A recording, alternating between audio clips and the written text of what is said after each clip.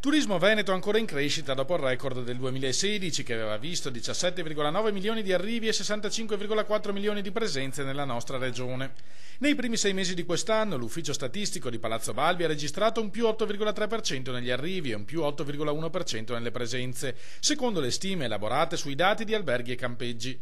A rilanciare il settore, in particolare il ritorno alle vecchie abitudini di molte famiglie italiane che con la crisi avevano smesso di frequentare le nostre località.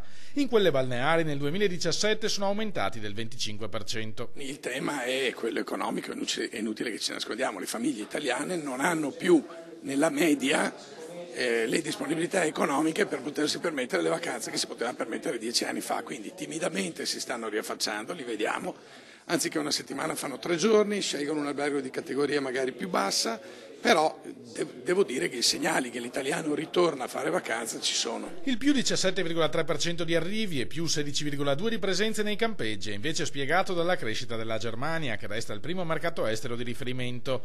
Le presenze sono arrivate a 4,8 milioni e nella seconda metà dell'anno ne sono previste molte di più.